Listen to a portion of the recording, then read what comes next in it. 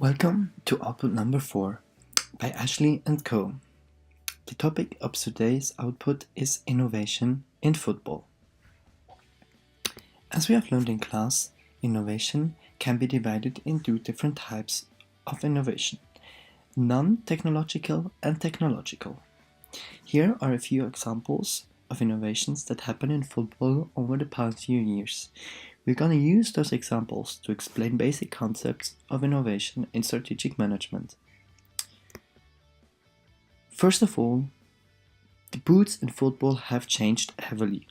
Here's, for example, the most actual version of the Nike Mercurial Superfly, worn by players such as Cristiano Ronaldo. But also, the way that football is being played has changed. For example, Barcelona's false nine, which we are going to discuss later. Also, the stadiums have changed. Here you can see the new Santiago Bernabeu, which is going to be built in a few years by Real Madrid. Let's move to the technological changes in football. The most recent one is definitely video-assisted refereeing. But also the way how we watch football has changed. For example, DAZN with its streaming service for live football matches. Last but not least, also the way how we purchase products within football and how customers are involved in that purchasing process. Here an example of Nike ID, where customers can customize their own football boots. But let's start with innovation in playing styles. As said before, Barcelona is very well known for its formation, which is called false nine, where Messi does not play the role of a typical number 9 striker. Nowadays, Barcelona clearly plays a bit different than that, but in 09 and 10, Barcelona was very successful when they won the Champions League against Manchester United. What we want to do now is use two other examples of playing styles to show how this false number 9 has been taken over by other types of playing styles. When Barcelona faced Bayern Munich in 2013, they were beaten by a side who clearly played a different type of football. Bayern at that time was well known for its pacey wingers, Arjen Robben and Frank Ribéry.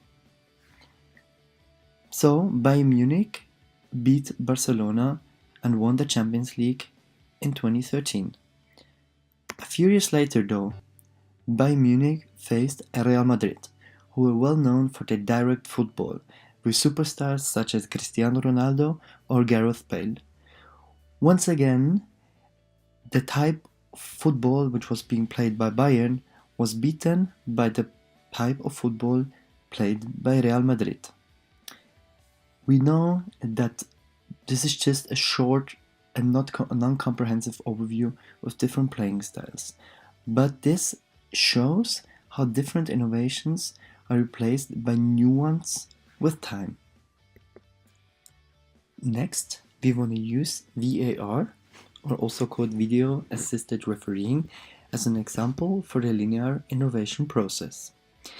In the first step, the game has been analyzed, and experts came to the conclusion that something needs to be done about refereeing decisions. Basic R&D in this case really means that it was all done in labs and nothing has been done practically. In the next step, this research was applied. There were trials of VAR in the MLS in USL, soccer leagues in United States. After that, FIFA came to the conclusion that VAR needs further improvements, so the product was developed, which means that mistakes that have been done in the past were improved in order to create a final product. In the next step, VAR became more applicable on a broader scale in football, such as, for example, the FA, which is the Football Association of England, used VAR in the FA Cup final. In the last step, innovation, which literally means that the product is going to the market, and we've seen in the fact that VAR will be used at the FIFA World Cup, which takes place this summer in Russia. The sixth step would be diffusion, which in this case has not happened yet. But who knows, maybe video assisted refereeing will be taken over by some sort of artificial intelligence type of refereeing. While VAR can be seen as an example for a linear innovation process, we also want to have a look at the non-linear innovation process. Nike ID would be such an example. Nike ID is a concept or a program that's being used by Nike where they use their consumers. In the example we're going to see in a few seconds, those are actual professional players for the development of their products. Consumers in that case become much more active and take the role of a certain innovator and entrepreneur for their company. But let's have a look at the example.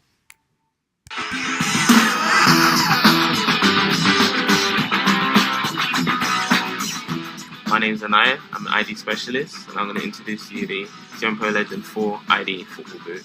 ID design-wise, you'd be able to pick 5 colours. You've also got the option of changing the colour of the swoosh, the laces, the lining, and the design feature on the back. Plate option, you've got your standard soft ground and your firm ground options, as well as the additional hybrid and artificial grass plates. You've got the options of the different widths, so if you fit into 9 or you find it's a bit of a snug feeling, you've got the option of picking a wide fitting and you have your customized Tiempo forwards.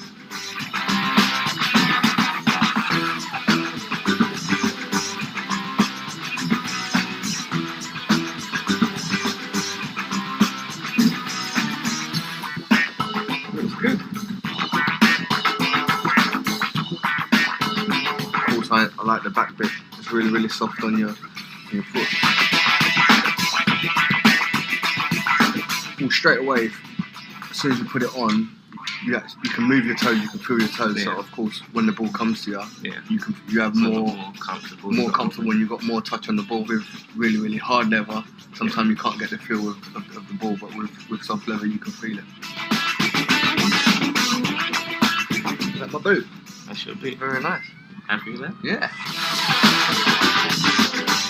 It's a new season, start from scratch, take every advantage with Nike ID.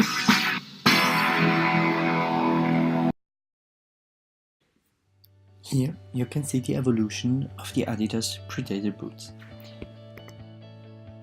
The shoe is well known for its rubber patches of the top of the shoe that increase the grip between shoe and ball. Famous players, such as for example David Beckham, have been wearing those shoes. The first version, so the very top one in the picture, has been developed in 1994, so the shoe goes a long way back.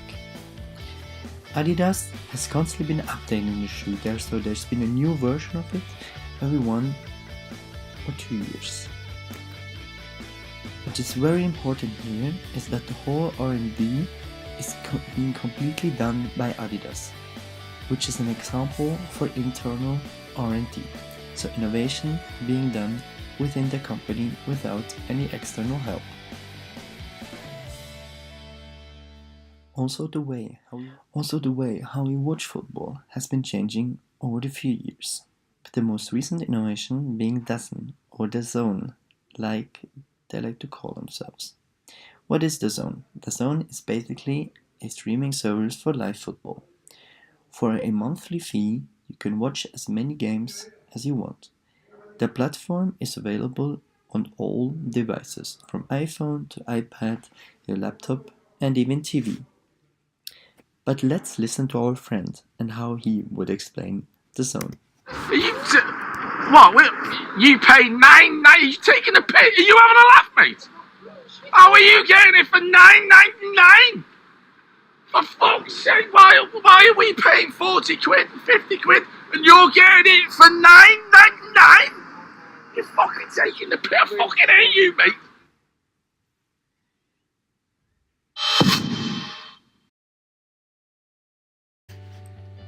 When we compare DAZN to alternatives such as Sky or going to an Irish pub, we can see that it offers a similar service as to Sky, but for a much lower price. Also, we would say that due to the mobile access, it's way more convenient and the accessibility is way better. Also, you have a higher number of games that you can watch. Plus, it offers features which the other two solutions do not offer. You can individualize, so you can pick on your own which games you want to show, and it's way more mobile than, for example, Sky is. When we put this into the matrix of raising, reducing, creating, and eliminating, we can see that DAZN has increased the number of games that the consumer can watch. Also, the convenience of watching the game has increased. What has been reduced? Clearly the price. As we've seen in the video, the price is about $10 per month compared to $50 for Sky. What has DAZN created? Well, basically a streaming service for football games, which can be compared to, for example, Netflix or Amazon Prime. Also, it has created a platform which can be accessed from everywhere and is available on all devices, clearly indicating its increased mobility. What has it eliminated? Well, clearly the fear of missing a game, as you cannot access Sky or you do not have the time to go to the pub. Also, it has, in our opinion, eliminated paying ridiculous prices to watch the beautiful game.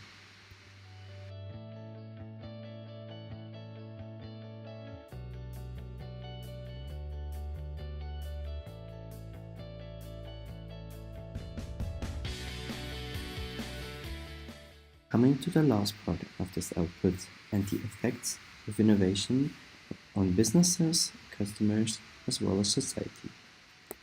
Let's start with businesses. Clearly, they have been able to make a lot more profit due to many innovations. Nike and Adidas have grown their revenues, and other companies such as Sky or also DAZN have made a lot of money in the past few years. Also, there's new opportunities, as we've for example seen in the case of DAZN, which offer a streaming service for live football. But increased innovation also means increased pressure to adapt the products and come up with newly and innovative solutions for the client's demands. Moving on to the customers, which in this case would be, well, football players or athletes in general. Well, clearly, they have now better products than they did have 20 years ago.